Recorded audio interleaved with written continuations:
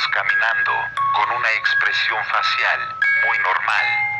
Pero por alguna razón, su cara estaba girada hacia la izquierda, como teniendo una mirada sombría. Hasta hace 1 o 2 años todos creían que después de que se oscurecía la escena, terminaba la caricatura, pero cuando Leonard Maltin la estaba revisando, para ponerla como un bonus en el DVD, Leonard decidió que esto era simplemente basura, como para ponerla en el DVD. Sin embargo, quería tener una copia digital por el simple hecho de ser una obra de Walt. Cuando digitalizó la caricatura en su computadora, se dio cuenta de algo. La caricatura duraba de hecho 9 minutos y 4 en punto segundos. Esto es lo que me dijo mi fuente. Él es un asistente personal del mismísimo señor Martin.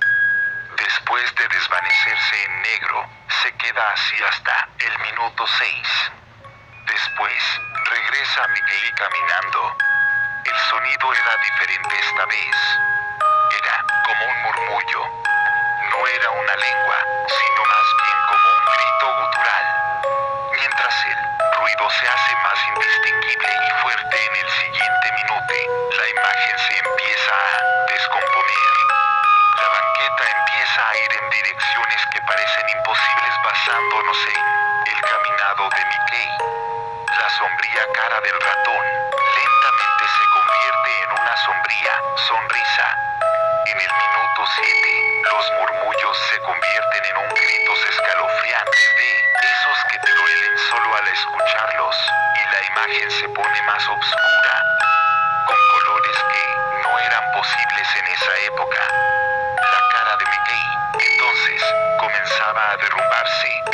Sus ojos rodaban hacia el fondo de su barbilla, como dos canicas, y su extraña sonrisa apuntaba hacia arriba, al lado izquierdo de su cara.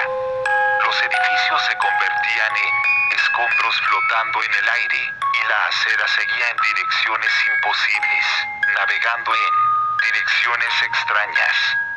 El señor Martin quedó perturbado con esto, y dejó la habitación, enviando a un empleado para que terminara de ver el video y tomara notas de todo lo que pasaba, hasta el último segundo, y para que después guardara el disco de la caricatura en la caja fuerte.